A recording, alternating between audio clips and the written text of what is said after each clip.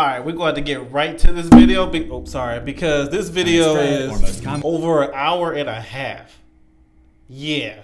But I really want to know the whole story of Freddy. This was something I totally forgot. I seen Freddy a long time ago. Like, his last movie was the remake. But I'm talking about the original one. I haven't seen. I can't remember. It's been so long. But he was always an interesting character to me. But I was too young to even know to care about his backstory. Now, being older, I've been more into the stories with the horror movies. And I completely forgot his story. So I want to get into it. This is an hour, like I said, hour and a half. Shout out to CZ's World. Oh, wait. This is, man, brother, you put effort into this one. An hour and a half. As a matter of fact, I'm going to turn off the lights. This is like watching a full-length movie, but hey, at least I get everything. I'll know everything about Freddy, the beginning, middle, and end of this character. So let's get right into this. I will put the original video in the description below. Get some popcorn, something to drink, or something.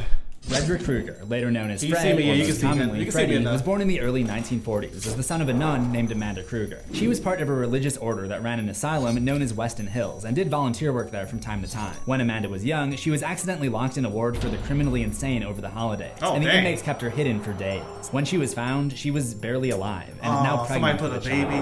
Freddy, the bastard son of 100 maniacs. While we don't know who the true biological father is, it was probably this guy, just based on their similar appearance. According to Alice Johnson's research on Freddy, Amanda gave birth at that very same asylum. I imagine she delivered the baby here as opposed to a normal hospital out of shame, since nuns are supposed to be celibate. She was panicked throughout the entire childbirth, and the baby was a breech, meaning that he was going to come out feet first instead of head first. There's probably some symbolism surrounding the fact that Freddy was born upside down, with the mother being a nun and an upside down cross being associated with the devil. Because through his disastrous life experiences and eventual demonic intervention, Freddy would indeed become the antithesis to God. To learn about Freddy's childhood, how he became the demon of dreams, the timeline I pieced together using bits of information throughout the franchise, how he represents various scientific sleep phenomena, and what the future now holds for Freddy Krueger, stick around to the end of this video. This video is sponsored by Audible. Oh yeah, we can skip. Oh, okay. Like I said, we gotta get right to the story. I can skip that part. Welcome to Freddy 101. No, please shut up. Just please shut up. But welcome to Horror History. Can you believe I'm finally doing Freddy? Frederick! Freddy! And that's actually a good clip for me to introduce this character, because like Major League Baseball these days, the rules are constantly changing in the Elm Street franchise. Freddy debuted as a dangerous dream spirit in the original A Nightmare on Elm Street, but by the second one, they had already changed the rules, making him possess people in the real world to do his bidding. And throughout the rest of the franchise, the rules keep changing. Obviously, the best version of Freddy would just be to disregard everything after the first one, but that's not why you watch Horror History, is it? I'm gonna try to make sense of his entire timeline, but when it comes to the rules, there are obviously going to be inconsistencies. And I, obviously, am going to ridicule them. I think what makes Freddy special for a lot of people is that he was always played by the classically trained actor Robert Salute Englund. to him. But that almost wasn't the case. In 1985, during the production of A Nightmare on Elm Street 2, Freddy's Revenge, New Line Cinema wanted to save money by just putting some nobody in a rubber mask out there. Which would have been funny, but also very bad. And the studio realized that, and Englund got his check, and probably a huge apology. You can still see the mask he deserved that right check. Here, but in this shot, you can't really tell. But you can try to impress your friends with that knowledge. No one will care. Hopefully they'll tell you to get a grip on your life. Of course, there is no Freddy Krueger without his iconic finger blade glove. According to director Wes Craven, this was inspired by his pet cat, who destroyed his couch with its claws, making him ponder his primal human fears of being clawed to death by a saber-toothed tiger. I remember that, but that was good. I guess he was still not over it 12 years later when he had Billy Loomis go to town on that couch and scream. But to fully understand the bastard cat of $100+ of ruined furniture, we've got to take it back to his childhood and how he learned to never show mercy on the kids. Horror History. I haven't seen Horror History. I haven't seen this channel in a minute. Age, and if I think the last one I saw was about Terrifier. Shame about having a child. This didn't stop his classmates from learning who he was and bullying him for it, chanting his nickname, Son of 100 Maniacs. By the mid to late 1940s, he had already developed the murderous tendencies that would carry over into his adulthood. At one point, he can be seen smashing the class hamster with a mallet. It seems even then, he'd taken a liking to wearing red and green stripes. Fred's adoptive father is later found to be extremely abusive, so it's likely that the abuse at home and at school is what led Freddy to becoming abusive himself. There's clinical research. So yeah, just watch it. Don't tell the teacher. Abuse among individuals with a history of abuse is approximately 6 times higher. By his teenage years, Freddy learned to embrace the pain, going so far as to slice himself with a razor while laughing just for entertainment. By this point, taking the belts from his adopted father was nothing to him, and he I didn't know any of this story. You want to know the secret of pain? If you just stop feeling it, you can start using it. Is there any basis in reality for this? I think this is obviously an exaggerated version of a real concept, and that concept is masochism, or the tendency to derive pleasure from one's own pain or humiliation. And masochism is often associated with bedroom activities. We can only theorize as to why people develop this condition. There are a number of theories out there, which I have read about for the video, guys, for the video, one of which is linked to trauma. The idea is that the victim of the trauma, in this case Freddy, is finding a way to take control of this pain that was previously out of his control as a coping mechanism. Yeah. It's basically the same idea as when someone says, "You can't fire me, I quit." You can't put me on hold. I'll put you on hold. I think it's an interesting thing to keep in mind as we continue forward in his story, because while it's never explicitly said outright, there are some clues that there may be a carnal side to his slashings in Springwood. But despite all of his issues, or maybe because of them, he manages to find a wife named Loretta, and together they have a daughter, Catherine Krueger, who was born in 1958. And I know this because we're told that Catherine was taken away from him in 1966, and her adoption papers state that she was adopted at 8 years old. The family lived together on Elm Street. It was at some point during Catherine's life that Fred began kidnapping and killing children in town, earning himself a new nickname, the Springwood Killer. Yeah, keep working on that one, Springwood Gazette headline writers. Freddy also crafted his own glove, using a blowtorch and some welding tools in his basement. For each victim he took, he documented the moment in a scrapbook, as well as an array of souvenirs that he kept in his basement workshop. Yeah, I'm glad I watched this. I forgot about all this. Where her father kept or some things I didn't know at all. And other evidence of his crimes. It seems early on, he had an array of prototype gloves in addition to the finger blade glove that we all know and love, like one with shorter knives seemingly taped to his fingertips, one with nails affixed to his knuckles, and one with shorter curved claws that looks to be made of copper. While Catherine is browsing through all of this, Freddy is up in the backyard, shaking and beating Loretta for discovering his secret collection. He would indeed take Loretta's life over this, but he covered it up well enough to make police think that she had just gone missing. Mrs. Krueger, wife of Fred Krueger, just disappeared without a trace, according to Detective Smith of the Springwood Police Department. I mean, did they not check his basement? Something tells me this Detective Smith is maybe not Springwood's brightest. Freddy did find out that his daughter also stumbled across the room, but he seemed satisfied with letting her live, and just threatening her not to tell anyone. This would eventually come back to bite him in the nose, but not for many more years. Catherine was relocated to the orphanage in 1966, but Freddy would go on terrorizing the town for a couple years, and the body count would continue to pile higher. Then there was his job. Crazy. Wow. What is this place? Fred Krueger worked here. It's an old power plant. This is how Freddy managed to evade police as long as he did. I'm guessing after the scare with Loretta, Freddy decided it was too risky to continue working out of his home and instead took the kidnapped kids to the boiler room at this power plant. It's estimated that he took 20 to 30 kids. It drove us crazy when we didn't know who it was. I don't know, maybe the weird guy whose wife disappeared and whose daughter was confiscated by the states? Anyway, it took a couple years, but police finally had that big brain moment and arrested Frederick Krueger in 1968. I know this because this newspaper in the Dream Child announces the death of Freddy's mother and says he was recently arrested in connection with the Springwood child murders, and Amanda Krueger's grave says that she died in 1968. Freddy was put on trial, but in the end, someone didn't sign the search warrant in the right place, and Krueger was set free just like that. The public was furious, with headlines reading, "Child molester acquitted, citizens outraged." And this is actually the only place where Freddy is directly accused of being more than just a child killer. But there are more covert clues, which I will go over as we go along. I'd imagine that he was suspected of both, but the prosecution just wanted to focus on the murder charges because that was their strongest case. In real life, Freddy actually was supposed to be a molester in an early version of the script for the first movie, but they dropped that part around 1982 or 1983 when some high-profile cases involving a daycare started making news cycles, and producers didn't want it to look like they were exploiting that.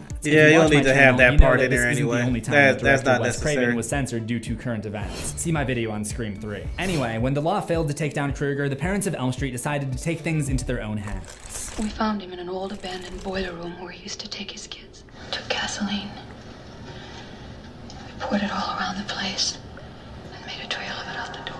After that, all they had to do was toss a Molotov cocktail through the window and watch the fireworks. Yet, by some divine prank, Freddy had been chosen by a higher power. Maybe they saw potential in him because of his ability to ignore pain, or maybe it was merely his infamy and notoriety in Springwood that made him an ideal candidate. But in his final moments, Freddy is approached by 3 dream demons who offer him the opportunity to become eternal.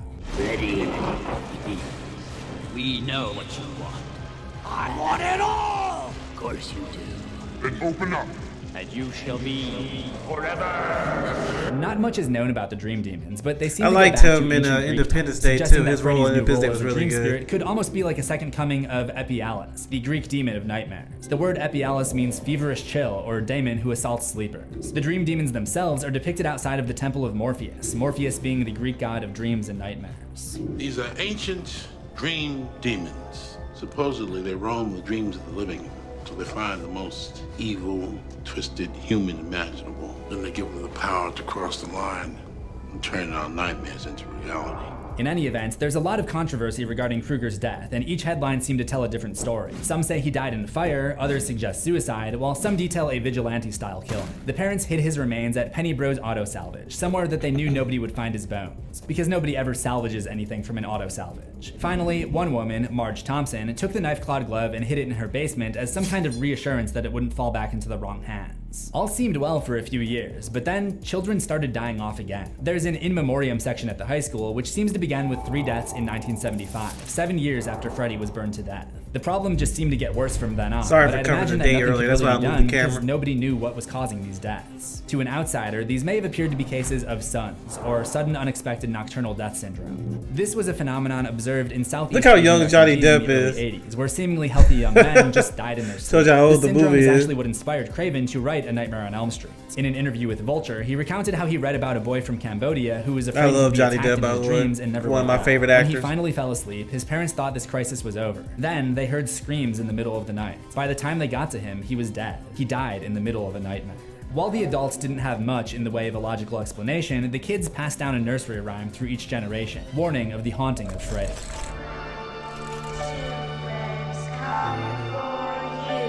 Yep. But the next line of the song is the most intriguing. 5-6, grab your crucifix, which seems to compare Freddy to some kind of anti-Christ figure that you can protect yourself against using a cross, much like a vampire. But is this the case, or is it just urban legend? In March 1981, Nancy Thompson, the daughter of the woman who confiscated Freddy's fingerblade glove, would find out for herself. But this is the point where I have to pause and explain the timeline a little bit more. These movies don't often reference the date, so I had to do a little puzzle solving. One of the few concrete dates is June 1989, when the graduation ceremony occurs in A Nightmare on Elm Street 5. From there, we can work backwards. In Elm Street 4, Alice has a driver's license, so at the earliest, this is 1987. Kristen's tombstone states that she was born in 1969, and she's still in high school, which means at the latest, it's 1987. So Elm Street 4 takes place in 1987, and this is backed up by the poster for the movie Prison, which came out in 87. A Nightmare on Elm Street 3 takes place a little bit before the fourth one, because in 4 they start school together in the fall. So Dream Warriors is most likely spring or summer of that same year. And in Dream Warriors, Nancy says this. Roll it.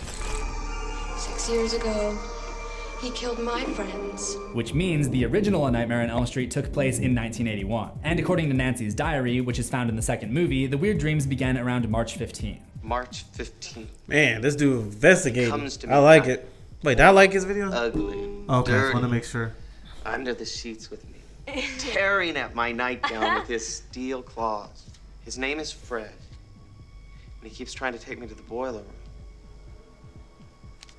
He wants to kill me. But why does he want to kill her? It's really pretty simple. The more children's souls he collects, the more powerful he becomes. And he also needs to make himself known as an urban legend in order to strike fear into the town. Because if people forget about him, he'll be in danger of losing the power to invade dreams. Children still feared me, and their fear gave me the power to invade their dreams.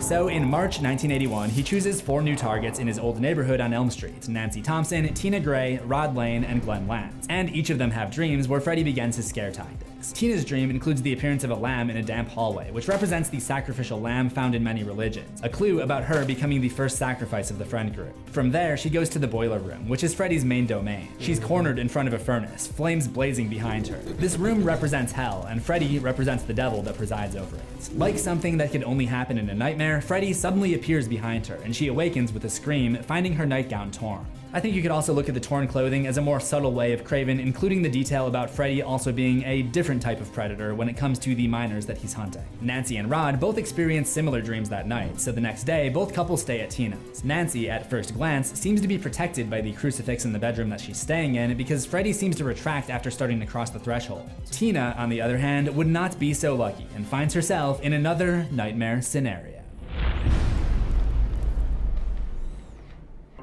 Freddy lures Tina into an alley using a mysterious voice. Then, after rolling a trash can lid in her direction to startle her, reveals his horrifying appearance. Arms extended unnaturally to scrape the wall with his bladed glove. Tina's first reaction is to seek help in God, but Freddy, persistently in opposition to religion, mocks her God with his response. Please, God. This is God. He chases her back to the house, demonstrating the ability to warp around the dream scene, slice off his own fingers with no pain, and have his face torn away. Remember, he's been doing this for some time at this point, and has already developed tricks to terrify and torture his victims using dream logic. He pins her down and slashes her through the chest before dragging and tossing her body all around the room. The others are woken up by the commotion and don't manage to get any sleep after seeing the scene, so it isn't until the next day that Freddy is able to target Nancy, who falls asleep in class. Freddy is able to manipulate the dreams of his victims, so he causes Nancy to see her best friend in a body bag, the first in a trail of breadcrumbs that he uses to draw her in. He shapeshifts into a hall monitor, who she runs into on her way to the basement, which turns out to be none other than Freddy's boiler room. The school basement never disappoints in a horror movie. I remember when I was in high school on one of the last days, I was just walking around, not in class, and I saw the principal walking around and asked him to show me the basement. The one place in the school that I had never seen. And he did. He didn't even question why I wasn't in class. And it just goes to show, sometimes you just gotta ask for things. Like asking you to subscribe. Freddy emerges from behind the boiler and slices his own chest just as he used to as a boy, but this time it reveals maggots and green ooze. He laughs maniacally as he chases her around, but unlike Tina, Nancy manages to wake herself up at the end by reaching for a hot pipe. But thanks to the power given to him by the dream demons, any injuries that he dishes out in dreams also carry through to real life, and Nancy wakes up realizing that the burn is real. Not to be deterred, Freddy continues to haunt Nancy's dreams whenever she falls asleep, like when she dozes off in the bathtub and he pulls her under the surface. Once again, hinting at that metaphor that the studio didn't want to include blatantly. In another dream, Freddy visits Rod, who's being held in jail as a suspect in Tina's death. He gives chase, continuing to use images of Tina to torture her, but ultimately, Nancy's alarm clock saves her. Perhaps wanting an easier target, or perhaps realizing it'll have a psychological effect on Nancy if another one of her friends dies, Freddy turns his efforts to Rod, kills him in his dream, and stages it as a suicide. He goes for another round with Nancy after this. However, I don't have the details because we see this dream from an outside perspective while Nancy is being studied at the Katya Sleep Institute. However, it must have been pretty traumatic because she wakes up with a fresh trio of cuts on her arm, a strand of gray hair, and a souvenir. I brought something out from my dream.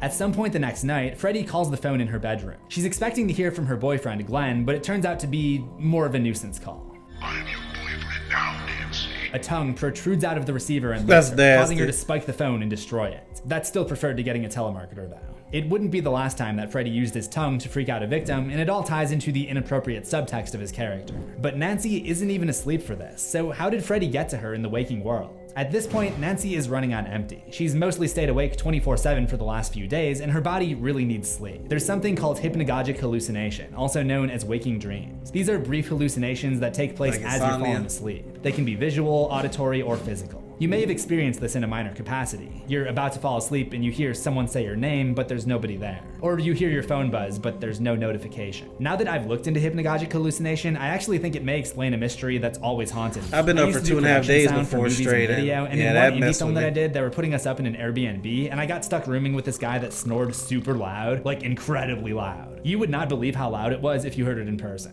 So it was kind of hard to fall asleep, but just as I was finally falling asleep, I feel myself get bounced. Like someone had jumped on the air mattress I was sleeping on. So immediately I wake up and I look around and there's nobody there. The guy's still snoring on the other side of the room and there was no one else around. I'm not a believer when it comes to ghosts, but I'd never been able to explain that one until I learned about waking dreams, which can include physical hallucinations as well. So I think that's what's happening to Nancy here. Her body is shutting down and those hallucinations are starting to happen while she's still awake, allowing Freddy to affect her in the real world in a minor way. But meanwhile, across the street, Glenn has fully fallen asleep, and just like Nancy was pulled underwater in the bath, Freddy pulls Glenn down into a void in his bed. I remember that. Moments before a fountain of blood explodes from it, completely repainting the ceiling of his room. With all three of Nancy's friends wanted to know how dead, they did Freddy that, the uses behind the them scenes against of her that as she scene. intentionally travels back into Dreamland, hoping to bring Freddy out into the real world with her. As she travels down into the boiler room, she hears echoes of her dead friends calling to her, and Freddy's laughter as he taunts her.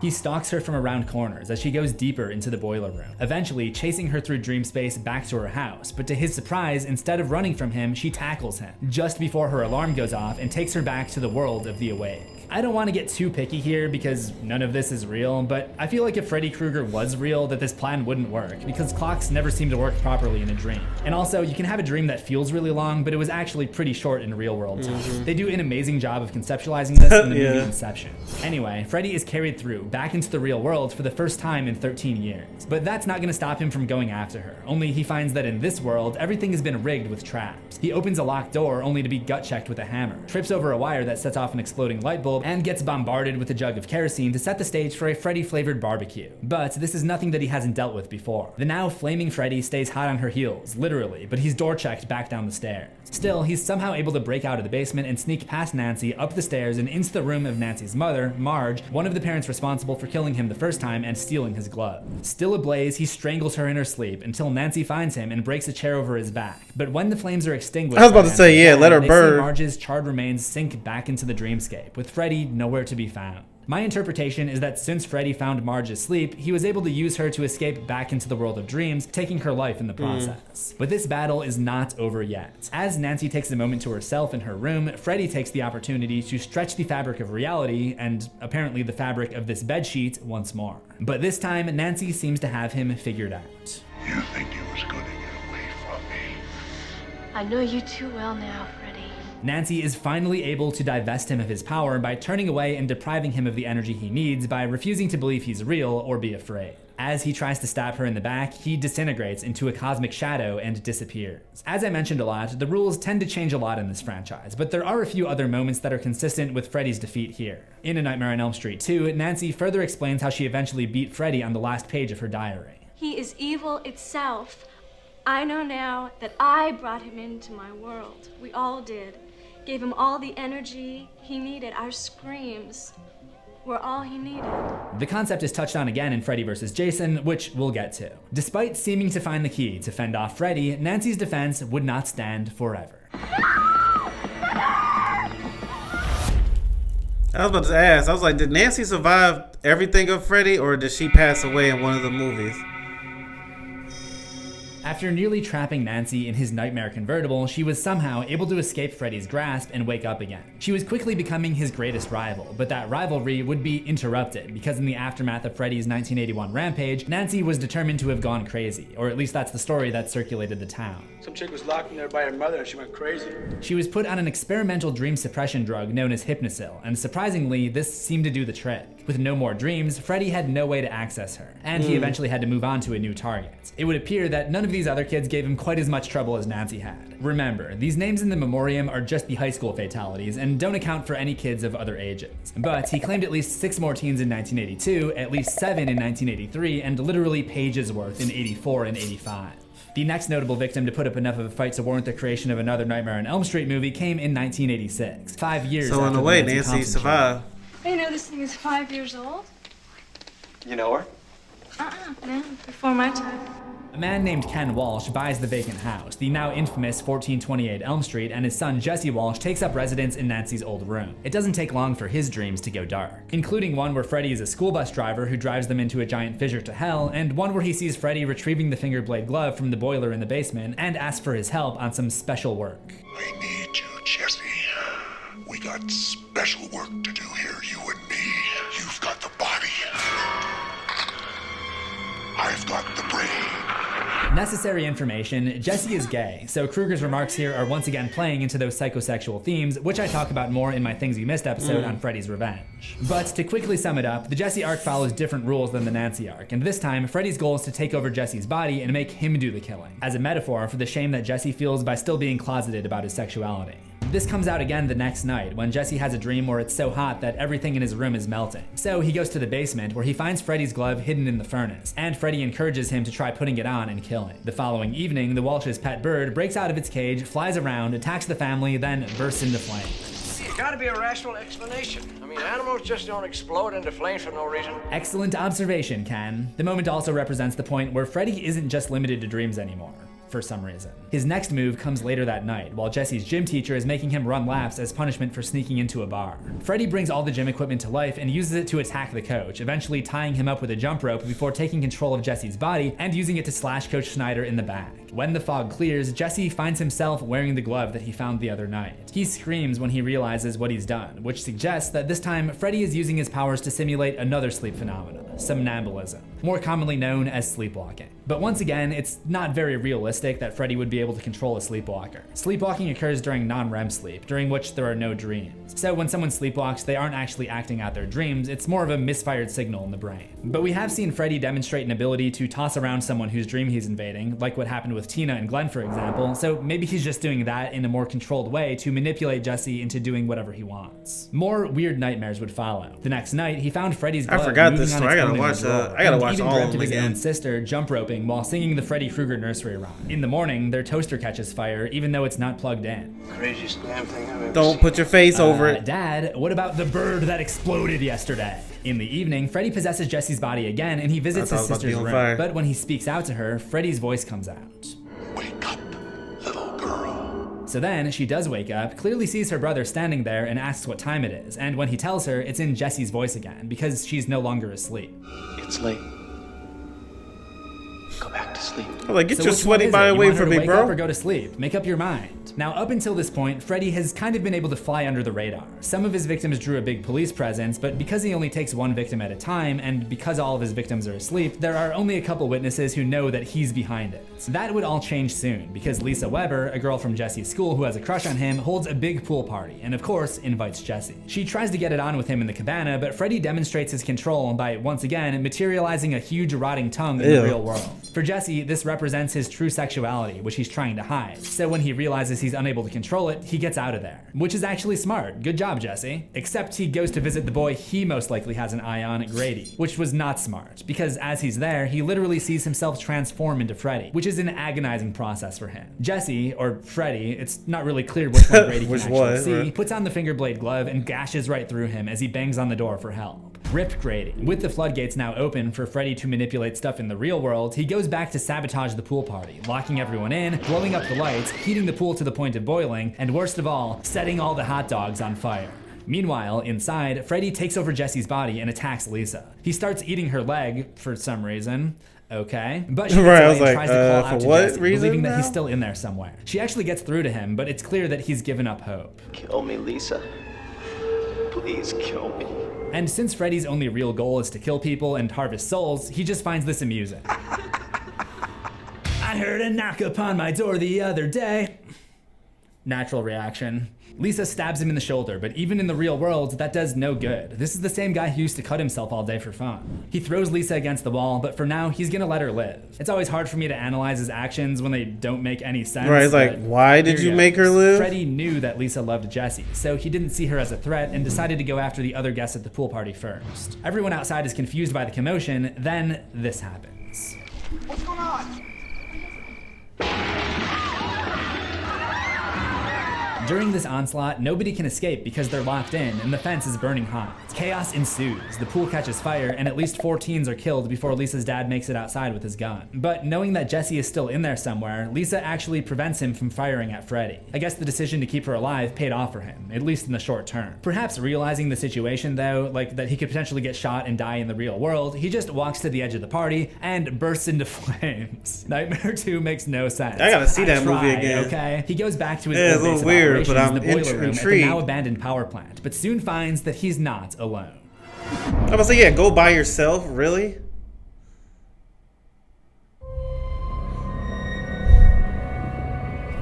It isn't long before Freddy realizes he has a visitor. Lisa is still determined to get back her friend and crush, Jesse, so Freddy stalks her from afar and tortures her with a series of hallucinations before aggressively appearing before her and nearly slicing her face open. Jesse, I know you're in there. Stop him. No, Jesse's dead. He's about to finish her off when Lisa hears Jesse's voice and confesses her love for him. And this actually seems to physically hurt Freddy. For example, the spot that she stabbed him in earlier starts bleeding. And the more she says she loves him, the more pain he seems to be in. Lisa kisses him, and Freddy goes up in flames. Ugh. His skin burns away, and he turns back into Jesse. Sticking with the sexuality metaphor, this is Jesse taking back hold of his ability to repress his feelings. He knows he'll hurt Lisa if he comes out. He knows people in his life will be ashamed of him. That's just the reality of the time period he lives in. So he's got to get control of it, and in a literal sense, he gets control of Freddy, the hidden monster that is manipulating his actions. But like Nancy 5 years before, the victory is only temporary, and before Jesse goes back to school, he dreams of another runaway bus, where Freddy's hand bursts out of the classmate's chest and presumably makes good on his earlier promise and finishes him off. After 1986, the records of kids who died are not as well kept, because it seems like it's just become such a common thing that the school can't even keep up with it. We do find out about a kid in early 1987 who is most likely a Freddy victim. We lost a kid about a month ago to Fairview. I don't know where he got the razors, but he cut off his own eyelids to stay awake. That's funny, I did the same thing when I was trying to make it through watching the Nightmare on Elm Street remake.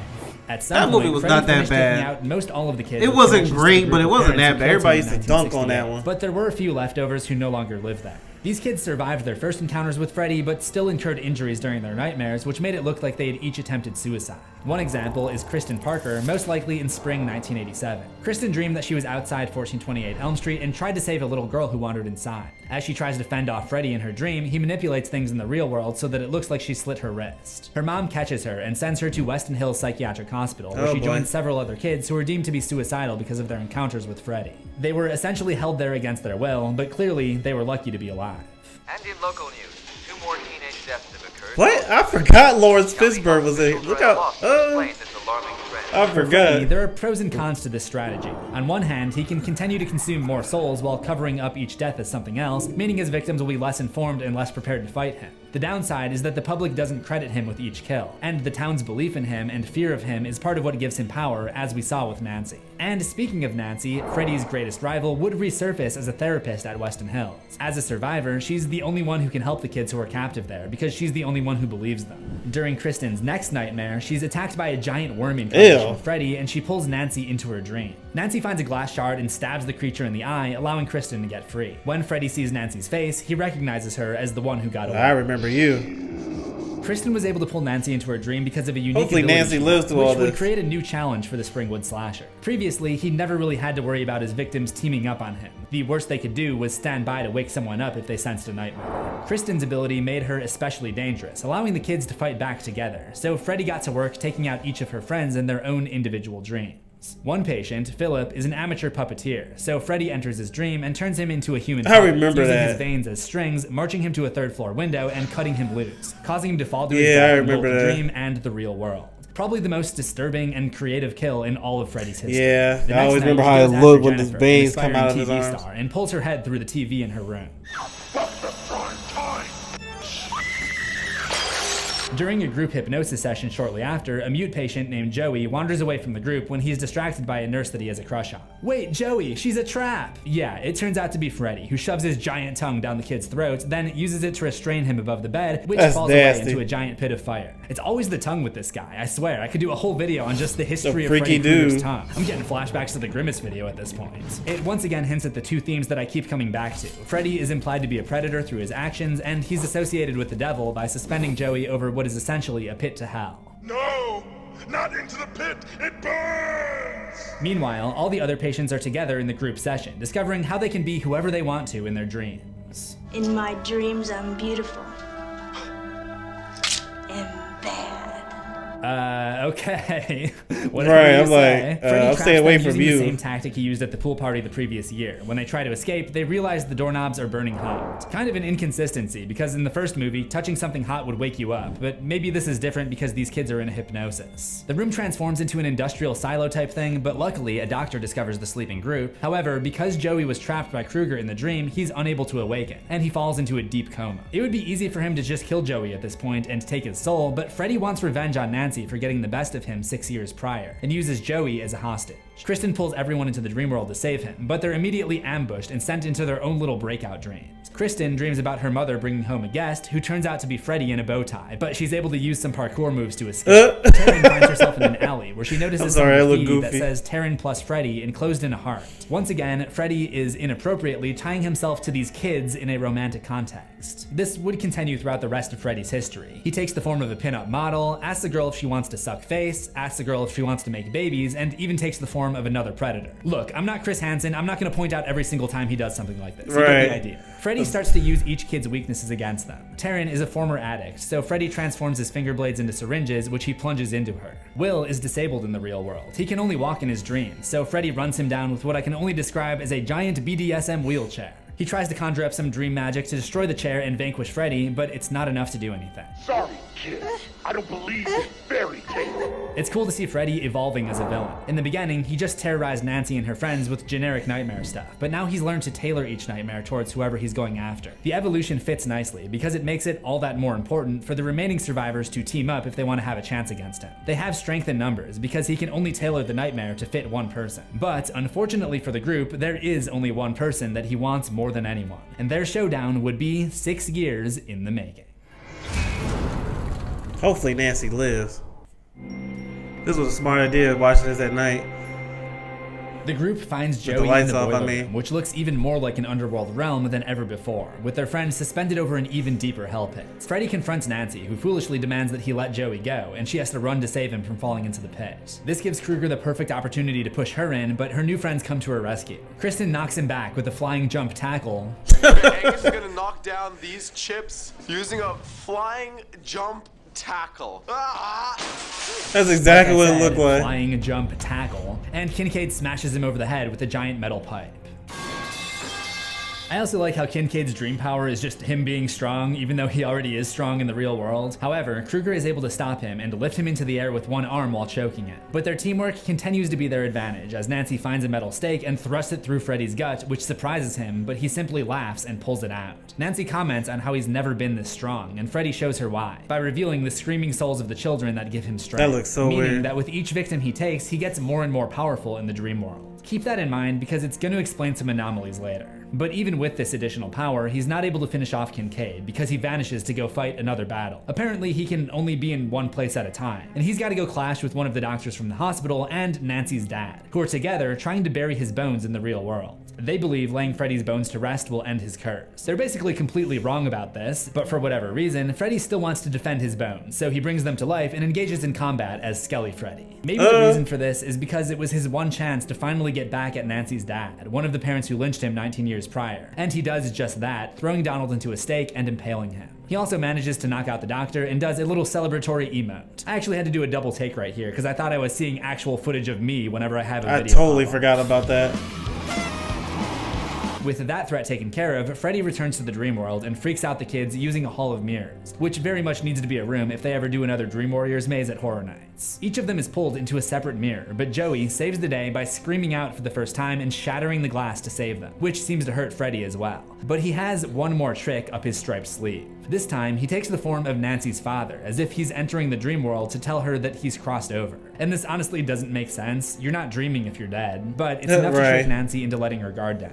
He turns back into Freddy and stabs her in the stomach. It looks like it may be over for the rest of the Dream Warriors as well, but with the last of her strength, Nancy jumps on his back and drives his own finger blades into his chest. And for the first time, Freddy is beaten on his home turf. But in the end, Nancy's sacrifice would basically go in vain, because there's still a light on at 1428 Elm Street.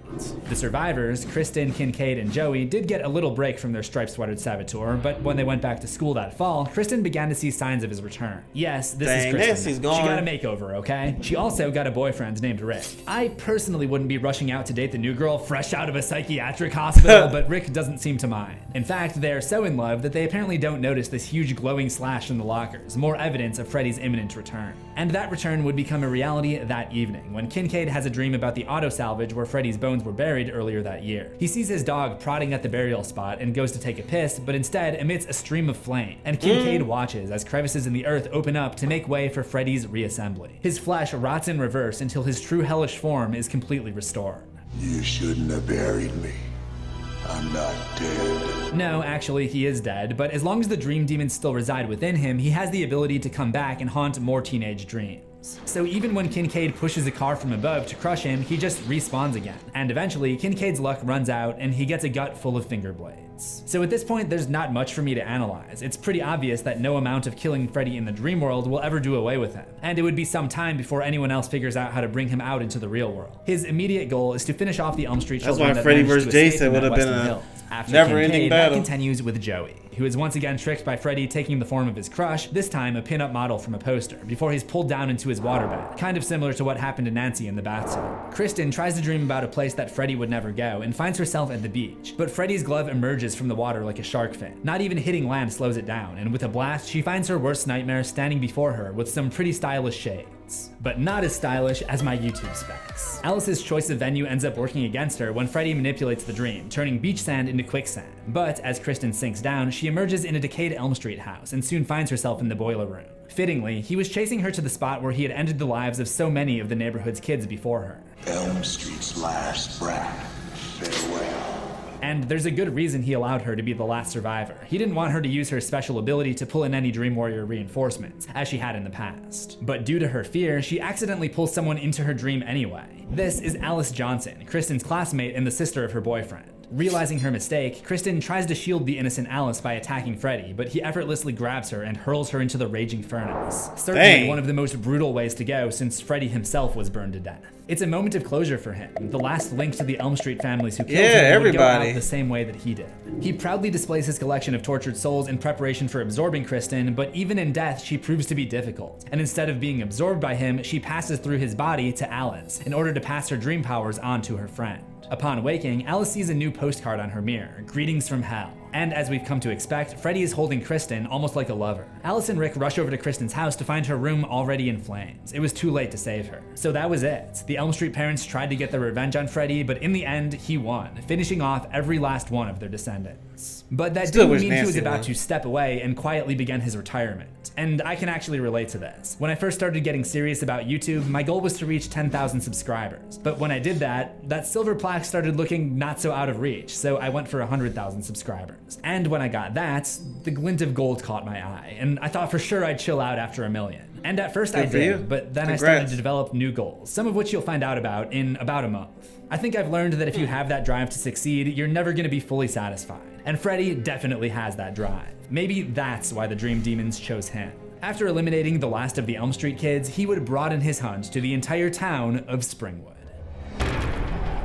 Just stay out of that city, bro. Goodness gracious.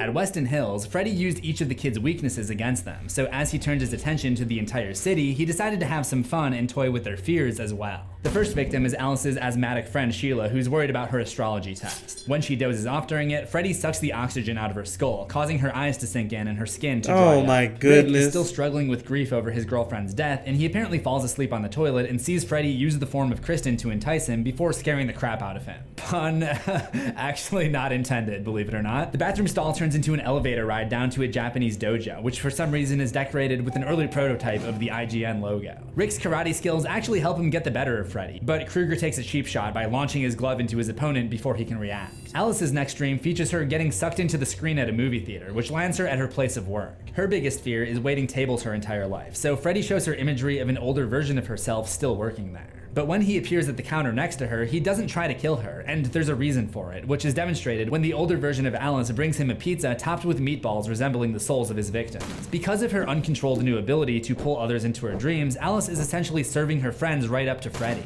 And next in line is her friend Deb, whose greatest fear became cockroaches after she found out of Springwood earlier that week. Nobody show her the Babadook, okay? During her workout session, she finds she has an unexpected spotter who pushes her barbell down and snaps her elbows. Roach-like appendages jut out from her broken arms, and she slowly turns into an insect and finds that she's a prisoner in a giant bug trap. It's a new twist on the commonly reported nightmare of running in slow motion, which we saw before with Nancy and Kristen. Freddy watches through a small hole as she becomes her own worst nightmare, then crushes her inside the Roach Motel. He also does something that we've never seen him do before. In order to prevent Alice and her love interest Dan from interfering, he puts them in an infinite loop where they meet up at the diner, then go to save Deb, but just keep resetting back to the diner where they have to start all over again. What they're experiencing is another representation of a real-world sleep phenomena known as a false awakening loop. Most people have experienced this to some extent. You're dreaming and then you wake up and start going through your morning routine, then you actually wake up and realize it was all a dream. For most, this will only happen once, but for others, it can happen like 10 times, hence the name false awakening loop. As with everything related to dreams, we only have theories about why this happens. No hard I had scientific such a conclusion. strict For routine normal that people, my it's often dreams felt like I associated was with doing it. anxiety for an important event, like a job interview, or like Halloween. That's an important event. In Alice's case, she may be stressed out about saving her friend. Others have suggested that small noises or interruptions can interrupt your REM sleep without fully waking you up, causing your dream to reset to something familiar. Another theory is the proto-consciousness theory, which is basically the idea that your brain is trying to prepare you for the real world by showing you a dream similar to your reality. This obviously wouldn't apply to Alice because she's not the only one manipulating her dreams. There's evidence to suggest a link between false awakenings and lucid dreams. Lucid dreams are just when you're dreaming, but you know that you're dreaming. So the false awakening could be your brain trying to trick you into thinking that you're not dreaming. This is much more likely what's going on with Alice and Dan. Each time the dream resets, they don't realize that they're dreaming until several repetitions in, when they finally figure it out. Again, I have to give credit to the movie Inception for conceptualizing this so well. The protagonist, Cobb, is essentially a professional lucid dreamer. He uses totems to help him determine if he's dreaming or not. This one was hers. She'd spin it and the dreamer would never talk. But there's a chilling concern that rises throughout the movie that he may be getting lost in an infinite dream without realizing it. Personally, I find that idea more haunting than Freddy Krueger. That was a really good movie. But in Alice and Dan's Very case, unique. they do escape from the dream when Freddy breaks the loop by appearing in the middle of the road. Alice tries to vehicular manslaughter him, but when she crashes into him, it's like hitting a bollard, and the truck is crushed like a can. They wake up realizing they've crashed into a tree. Dan is rushed to the hospital where he's put under and has to deal with the dreams about Freddy Krueger as his surgeon, but Alice is okay, and intentionally goes to sleep so she can try to enter his dream and save him. She's able to stall long enough for Dan to wake up, thus making him disappear from the dream to safety, which should technically be the end of the dream, because it was his dream to begin with, I think. But in light of the constantly changing rules in the Elm Street franchise, the nightmare continues, and Alice finds herself in a church face to face with the devil himself. She fully realizes her title as the Dream Master by combining all of her friends' talents to fight Freddy. She uses Kristen's gymnastics, Rick's karate, Debbie's strength, and Sheila's technology. But as we've seen before, Freddy can easily heal himself.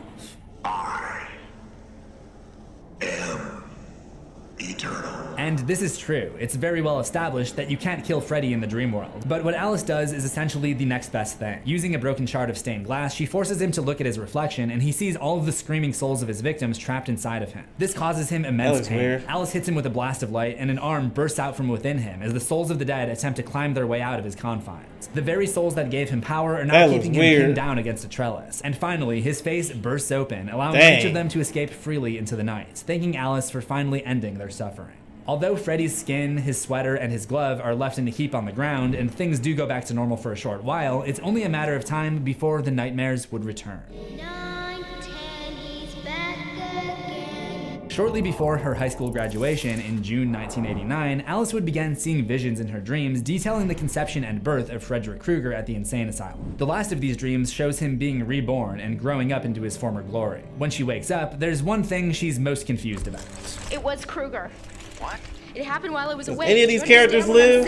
How could They Freddy can be survive terrorizing Freddy? her dreams if she wasn't even asleep? This was a sly move by the Fedorid Fatality framer. Yes, I'm running out of ways to introduce this character. As you can see, we've been going for quite a while now. It was not her dreams that were playing host to Freddy, but rather the dreams of her unborn son, who Freddy had found while hiding out inside her. She did not know it yet, but Dan had gotten her pregnant, and according to this one doctor later in the movie, an unborn fetus spends up to 70% of its time dreaming. Since it is literally my job to overthink everything, I did do that once again. I looked at a number of articles which all seem to agree that while we don't know for sure, it is likely that fetuses can dream. And I think that's believable, but my issue isn't about whether they can dream or not, it's the idea that they would be able to dream up scenes of the outside world. I imagine fetus dreams would be more of a series of sounds, temperature shifts, and other sensory changes. However, we do know that Krueger has the ability to manipulate dreams, so maybe he's able to introduce a visual aspect. Keep that in mind. But once again, this is all just theoretical, as with everything I've talked about in this video related to dream science. Because we have technology that can measure brain activity, but we don't have any tech that can record dreams as the dreamer sees them. And when it comes to remembering our dreams, our memories are very unreliable. Even if you remember your dream, you probably don't remember all of it. The hippocampus, the part of our brains that's responsible for storing memory, is not fully active during sleep, and it takes some time to get going after you wake up. That's why it's so easy to forget about your dream if you don't write it down right away. That could be why nightmares are oftentimes more memorable than dreams. Nightmares simulate danger, causing our survival instincts to kick in and wake up the hippocampus. What my wife does a lot. But going Every off time she has memory a is dream, still she pretty always writes it down. She unreliable has a for whole those trying to journal. study dreams. So until there's a way to record dreams, we'll likely never know what a fetus sees while it's dreaming. Which for now is good news if you're Freddy Krueger, who would continue his spree with a set of new victims.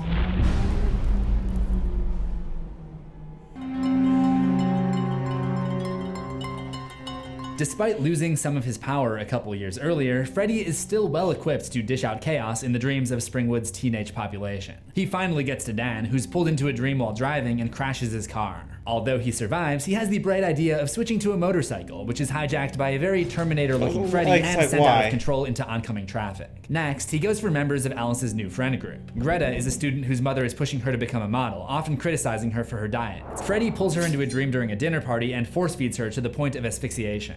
Mark is a comic book artist who is suddenly possessed to draw 1428 Elm Street. He's pulled into his own drawing and nearly sucked into the birth canal where Freddy is That hiding, looked pretty but cool, Alice gets there in being time to in the save artwork. him. Yvonne, a member of the diving team, also has a close call at practice when the diving board below her breaks apart and the pool transforms into this puddle that transports her to what appears to be the inside of the boiler. She's seized by Freddy, but Alice once again comes to the rescue, impaling Freddy through the mouth with the wrong end of a pool net. All the while, Alice experiences several dreams featuring a young boy named Jacob, who she eventually comes to realize is a representation of her unborn son when she's pulled into a dream inside her own womb during an ultrasound and sees Freddy feeding the souls that he's collected to the baby. He's taking their souls, their spirit, and making the baby like him. I know we should probably be past the point of questioning when the rules of the Elm Street universe change, but seriously, does the baby dream about the real world or does the baby dream about the womb? Just pick one. Yeah, the next victim is Mark, who's just kicking back and reading some comic books, but discovers all that Freddy weird has taken in a over the good pages way. with scenes of his friends being attacked. Once again, he's pulled into the world of the That's comic. pretty He cool, I takes a like page from that. the Dream Warriors by demonstrating a unique dream ability and turns himself into one of his superpowered characters. But Freddy does the same, emerging in this comic book villain-looking costume and referring to himself as Super Freddy. I guess we can give this one points for creativity. Yeah, but it really that's- feels I was like about to Freddy say, that's and, pretty by interesting. extension, I forgot the creators about of all these this. movies kind of Well, forgot almost to all try of to be it. scary at some point, and it certainly doesn't help when Mark loses his three-dimensional volume and Freddy simply shreds him into scrap paper. However, I am still highly anticipating Paper Freddy and the Thousand-Year Door. With Yvonne and Alice as the two remaining survivors, Yvonne goes to look for the lost remains of Amanda Krueger, while Alice goes to sleep to confront Freddy before he can do any more damage to her baby. She finds herself in the corridors of the asylum, where she's chased but manages to lose him, then comes out of nowhere and rams him with his giant spiked baby stroller.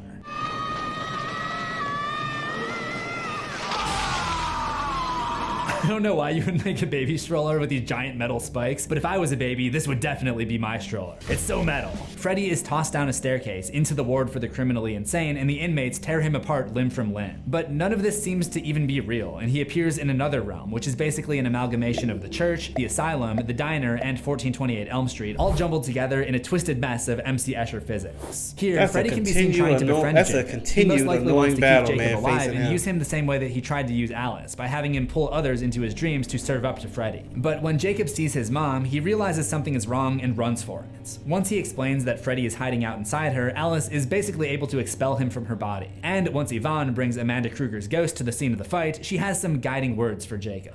Jacob, Alice will not triumph.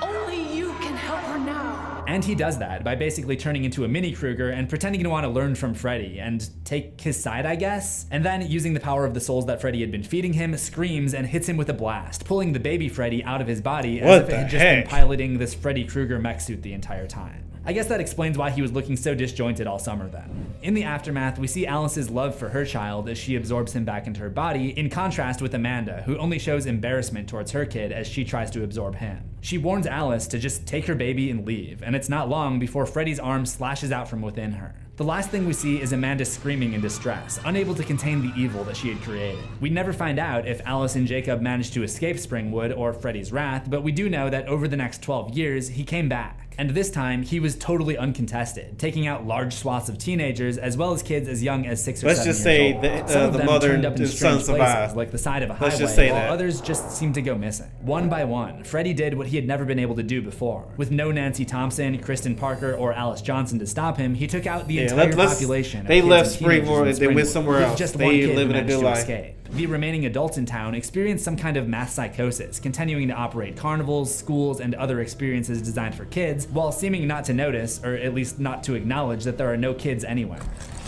Oh, what beautiful, adorable children! Would you like to come and live with us? We should burn her alive next. The As I heck? mentioned, there was one survivor, and his name was John Doe. What's in the box? No, not that John Doe. I was like, no, wait, it's what? not a placeholder name. His parents just hate him. Then again, my parents love me, yet they still named me Zach Morris in the 90s. And speaking of the 90s, A Nightmare on Elm Street skips over them. At the beginning of Freddy's Dead, The Final Nightmare, a title says the events take place 10 years from now. The movie came out in 1991, meaning that Freddy's next activity would be set in 2001. This discarded newspaper says April 22 on it, so let's call it April 2001. I guess Freddy was trying to tie up loose ends by killing John so he could enjoy Shrek and Weezer's Green album in peace the following month. John is taken on a wild dream where he's sucked out of an airplane, experiences a false awakening, and sees Freddy, dressed up as a Wizard of Oz witch, zooming around his house, which is in freefall. I guess Freddy's having some fun with this one to celebrate his last Springwood victim. The house lands at 1427 Elm Street, the very spot where Krueger took the life of Glenn Lance 20 years beforehand. But John survives and hightails out to a Greyhound station where Krueger strikes him with a bus, which he also survives. John is break-yeeted through a tear in reality back into the waking world, which has literally never been a thing before. When Freddy touches this portal, it closes on him and he says this. Now be a good little doggy and go fetch. Like Alice and Jacob before him, John is being kept alive as part of Freddy's plan. This time, he's trying to use him to get to his own biological daughter, Catherine, who is now in her 40s and working as a psychiatrist in a shelter for troubled kids in a neighboring town. Why he needs John to do this is completely unclear, since he is very capable of leaving the boundaries of Springwood, but that is the explanation he gives. But you let me live. Only long enough for you to bring me back my daughter. Regardless, as John and Catherine drive back into town to find answers to the mysteries of their past, 3 other kids from the shelter stow away: Carlos, Tracy, and Spencer. Although these 3 are not from Springwood, that would not save them from the wrath of Freddy Krueger.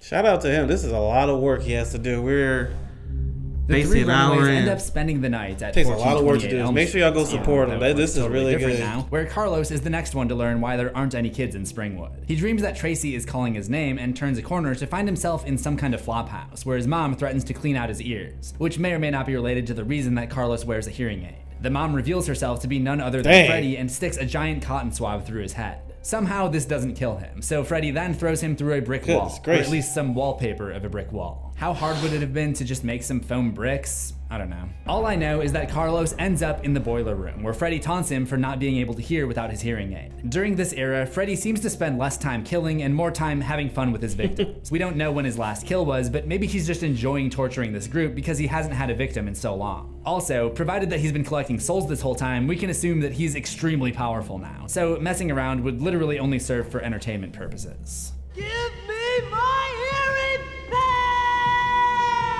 So, Freddy does just that. But just like the time he complied with Nancy's request to let her friend go, his compliance comes with unintended side effects. Carlos's hearing aid turns into this little parasitic creature and amplifies the sound way too much, to the point that dropping a pin would drive him insane. Then he threatens to drop a handful of pins, and Carlos screams, begging him to stop. Which makes no sense because of the simple fact that you can hear your own voice, and this would be way louder than the pins dropping. Look, it's been a long video. My explanation is that this is just dream logic. After this, Freddy gives him the old nails on the chalkboard routine, and his head explodes. Meanwhile, Spencer, the stoner character of the group, falls asleep on the couch and sees this anti-drug PSA on TV. But Freddy knocks out the host with a frying pan and hypnotizes Spencer into a psychedelic music video. We've seen Freddy use a similar tactic before, with Alice getting sucked into a movie and Mark into a comic book. I know I've had dreams where I start off watching a show, but then gradually find that I'm a character in that show. But strangely, when I tried looking this up to see if it was a common phenomenon, I couldn't find anyone who shared my experience. The closest thing I found was people reporting about fictional characters entering their world, but nothing about the dreamer entering the fictional I've played a dream where I'm In a Spencer's superhero. case, he ends up inside of a video game. My life is like a video game. Thank you, Ronnie. As he's manipulated by Freddy in the game world, his body mimics those movements in the real world, leading to him being aerated through a painting.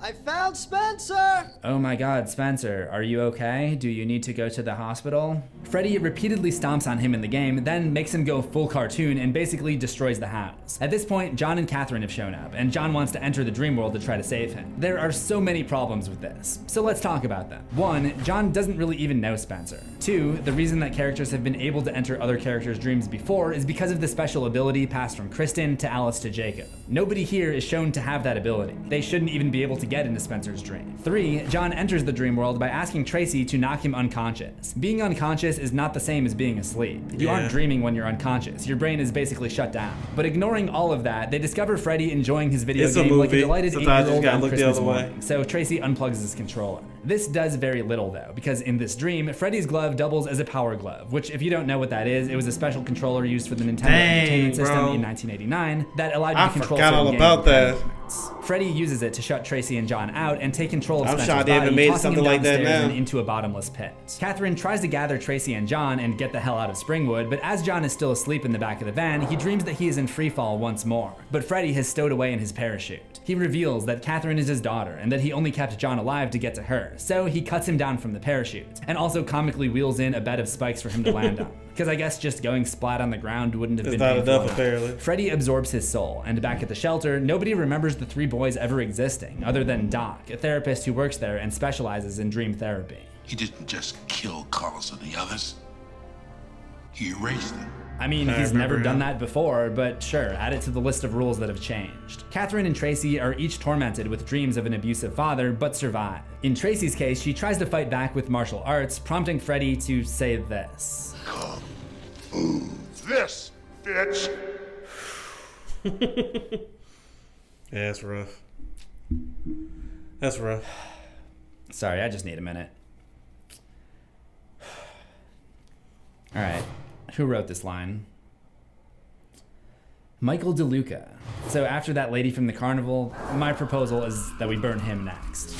All right, I gotta get through this. So Doc has his own encounter with Freddy and fights him off with a bat, which is laughable for him at this point. Dreams. Forever. Too bad you're not. Which has the exact same energy as one of the best lines in screenwriting history from Mortal Kombat Annihilation. Brother. Oh no. You're alive. Too bad you will die. Anyway, the Freddy, I'm losing it. Krueger's making me lose it. The doctor manages to rip off a piece of Freddy's sweater right before his alarm goes off and realizes that he brought the fabric out of the dream with him. This is really important because it gives him the idea to bring Freddy back out into the real world where he may be mortal, something that nobody has attempted to do since Jesse and Lisa fought Freddy in the real world in 1986. So Freddy is vulnerable for the first time in 15 years. They devise a plan and Catherine goes into the dream with the intention of bringing the bastard son of 100 maniacs out with her. This dream takes her to the Temple of Morpheus, where she passes the dream demons and symbolically enters Freddy's brain, where she sees all of his memories and comes to the realization that the Springwood slasher is none other than her Springwood father. And he's not happy about her breaking her promise to keep quiet.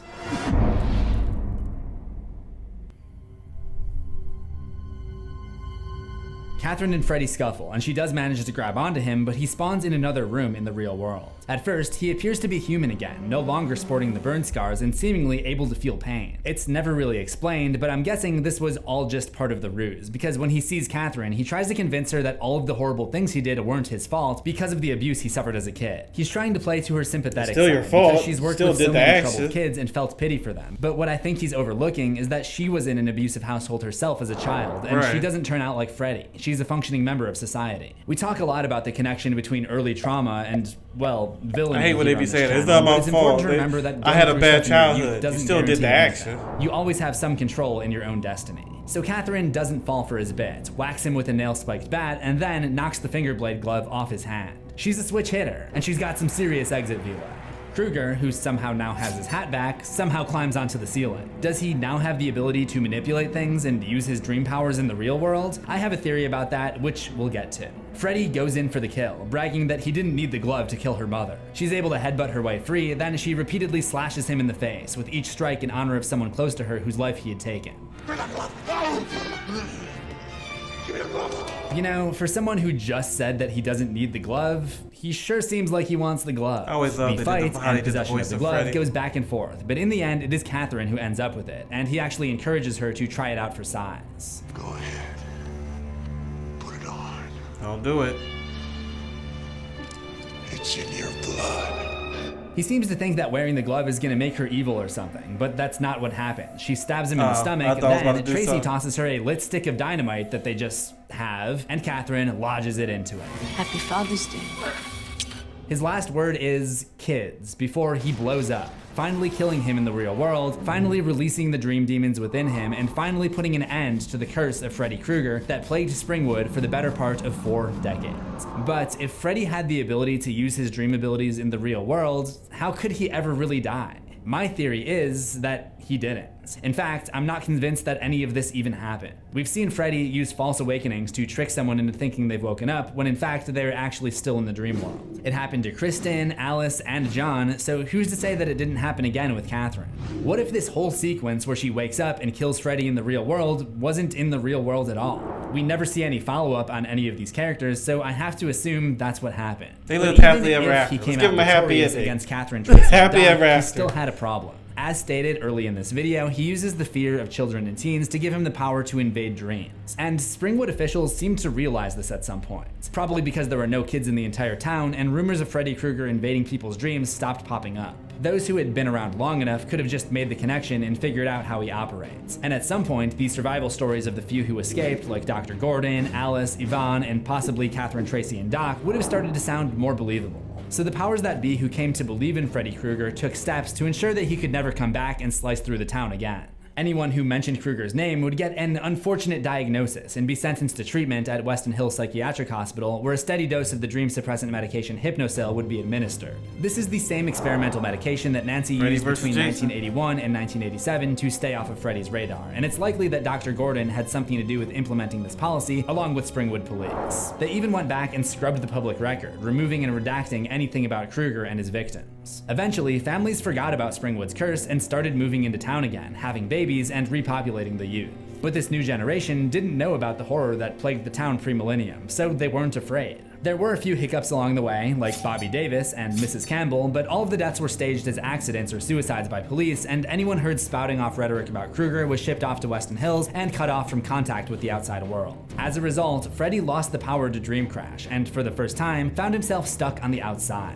Before long, Freddy would make a plea with one of his contemporaries. Enter Jason. Yep, there we go. Born in the mid-1900s in Freddy Crystal versus Lake, New Jason. Jersey, Jason was nearly drowned by the other kids one year at summer camp. He should have been supervised, but the counselors were off having filthy sex. So just like Freddy, Jason had a disdain for kids and teenagers, and every now and then he would come back to life and kill some of them. Jason was defeated by his niece, Jessica Kimball, and dragged down into hell, leaving his iconic hockey mask behind. It is then that Freddy re-emerges and grabs the mask, I hoping to remember make a that. proposition towards Dang, the Crystal Lake Killer. After 4 years of silence, Freddy had I a game forgot plan about it. to I get mean, back in I action. remember now.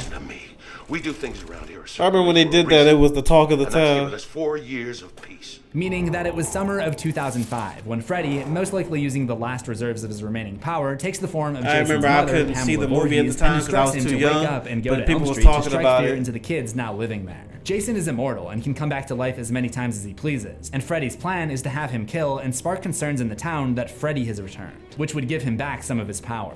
I've been away from my children for far too long. Jason makes the long walk to Springwood, and his first kill is a teenager in the upstairs bedroom at 1428 Elm Street, which is now restored to more or less how it's supposed to look. This prompts some troubling deja vu from 2 senior officers. Killed in bed? Jesus. It's even the same damn house. 1428 Elm. And that's all it takes to get the old Freddy fear train rolling again. A teen named Lori Campbell overhears the officer say Krueger's name, and she becomes the first person to become vulnerable to him once again. In her dream, she meets Freddy's last casualty before the fire, a little girl with empty eye sockets, who cautions her that Freddy will soon be strong enough to come back and suggests that she warns people. This is obviously Freddy, trying to spook her so she can cause hysteria in the real world and make the town afraid of him again.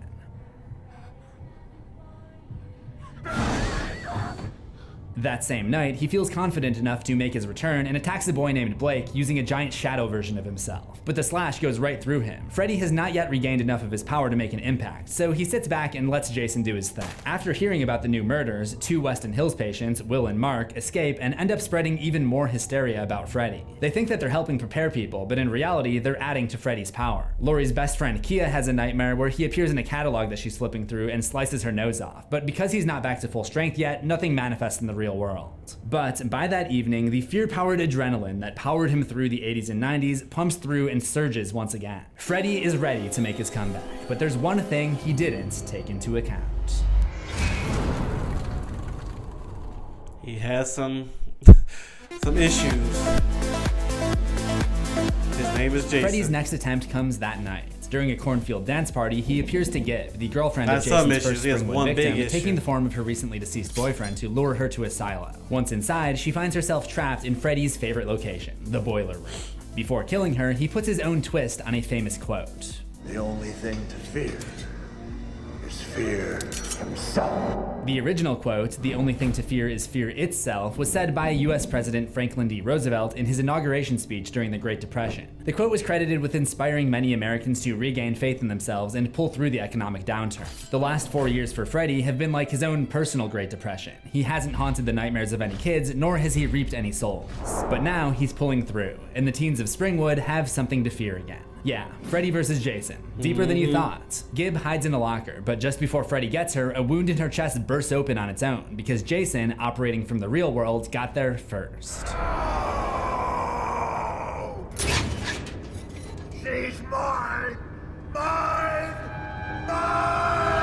There's also Jason, an interesting parallel going on here. Freddy and Jason's feud begins because Jason moves in on a girl that he wanted to kill first. The main character this time, Laurie, is also caught between 2 boys. Tension arises because Charlie had his eyes on her, but her old boyfriend Will reemerges after escaping Weston Hills, and he had her first. Like I said, Freddy versus Jason, deeper than you thought. Mark, the other Weston Hills escapee, falls asleep at his desk, and with no hypnosil to suppress his dreams, he drifts off to a scene in his bathroom, where Freddy appears in the mirror, then taunts him using the form of his dead brother. He traps Mark in place, using barbed tendrils to tie down his feet. At first, he's willing to keep Mark alive in exchange for sending a message about Freddy's comeback to the waking world. But Mark understands his plan and refuses to help Krueger reach more victims. So Freddy, perhaps realizing that Mark's friends have arrived outside of his window, decides to send the message himself, lighting the boy on fire and tossing him around the room in a manner similar to how he once used Tina Gray to instill fear in that early generation of Elm Street kids. He finishes Mark with a slash to the face and a message burnt into his flesh. Freddy's back.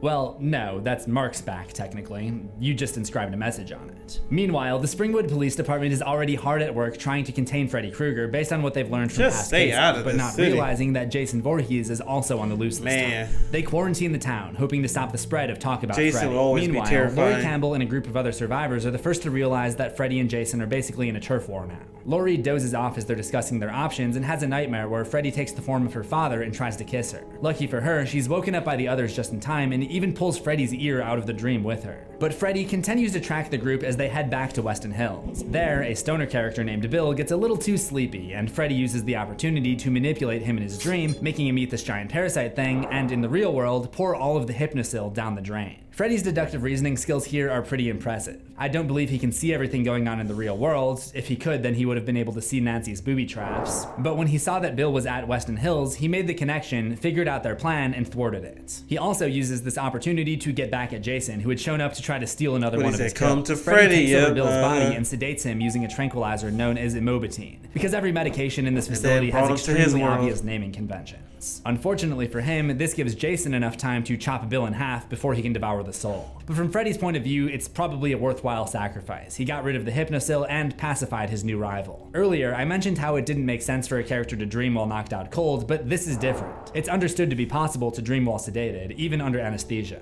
So, for the first time, Jason finds himself in the old boiler room. Using the appearance of Mrs. Voorhees, Freddy scolds Jason for not returning back home after killing off a few teens, then reveals himself as Freddy Krueger. And the two icons clash head-to-head for the first time. Being that Freddy can't take damage in the dream world, he's got the home field advantage in this face-off. Welcome to my nightmare. And he also air yeets Jason a bunch of times, which is pretty funny. Yeah, that was a fun Freddy moment. loves all the irritating moments Jason of them together and really was all of their awesome. surroundings during this fight. We've never really seen him do this before. It's hard to say if this is a new technique that he's developed or if he's always been able to do this, and this time he's just keeping his distance because he knows that Jason poses more of a threat than the average Springwood final girl. Yeah. Whatever the reason may Jason, be, the that's a part where whole he different freaking person sends right Jason there. across the room by air humping has got to be one of the most underappreciated moments of all time. Like, if you type air humping Freddy into YouTube, the only results you get are Fred Jones and Freddy Fazbear, and for some reason Kermit.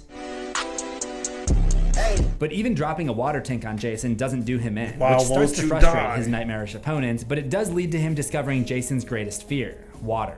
It causes him to revert back to that trembling little boy at Crystal Lake, and Freddy dives deeper into his subconscious. Pun not intended, again, surprisingly. He's taken back to Jason's childhood, the moment the other kids threw him in the lake. Laurie enters the dream, hoping to bring Krueger out with her, the idea being that Jason could kill Freddy in the real world and hopefully not come back to Springwood. But before she can save young Jason from a watery grave, Freddy emerges and pulls him under even deeper. Yeah. Timing is not on his side though, and Jason's tranquilizer wears off, waking him up and vanishing him from the nightmare. In a rage, he turns his fury to Laurie, who tries to pull him out of the dream, but thanks to another false awakening, finds herself in her own nightmare, where the truth is revealed about Freddy being the one who killed her mother. After taking her out, he comes after Laurie, but once again, time is not on his side. And it would probably help if he just killed his victims as soon as he got the chance, instead of just hovering over them and Messing with talking to them them, for yeah. 2 minutes, but that's not what he does. The two awake in a flaming cabin in Camp Crystal Lake, with Jason marching towards them in a rage. Being in the real world, Jason That poses was a real such a threat cool to Freddy scene. now. And, like the Milwaukee Brewers anytime they have to play my Cubs, he's also lost his home field advantage. Their epic battle tears the cabin apart, but somehow, Freddy sneaks away from the chaos to try to nab Laurie and her friends before they can get away. I like to think that he realizes that he's no match for Jason in the real world, and needs their soul power to buff him up to take on his masked opponent. However, it's not long until Jason finds him and steals yet another one of his victims, and the two duke it out some more. The fight finds its way to a construction site where Freddy launches gas tank torpedoes, releases metal stakes, and manages to get them both struck by a runaway storage cart. But Jason is a relentless machine, and Freddy continues to find ways to fight back. It probably could have gone on forever, but in the end, Laurie and her boyfriend Will douse the dock in propane and come back with torches, setting the dock ablaze and triggering a massive explosion. Just as he had during his first trip through the real world, Freddy is torched by Elm Street residents, but this time it's only briefly. He falls into the lake, extinguishing the flames, and shortly after comes for the two surviving teens with Jason's machete. But with the last of his energy, Jason stabs him through the back with his own finger-bladed arm, giving Laurie the opportunity to avenge her fallen mother and friends with one clean, decapitating slice. At long last, Nancy Thompson's original goal of killing Freddy in the real world has been achieved. But is this truly the end of Freddy Krueger? The evidence would suggest no, as the last thing we see is Jason emerging from the lake with the dismembered Freddy head in hand. But he seems to have the same unrelenting ability to survive in this world as he did in the nightmarescape of his many victims. Remember to subscribe to CZ's World for new horrors every week, ring the death bell Wait, is that it? Hold for on. notifications, and I'll see you in the next one, assuming we both survive. Food. I want food. Yeah, that was a lot, bro. So I finished recording the Freddy video. Alright, so hold up, is this?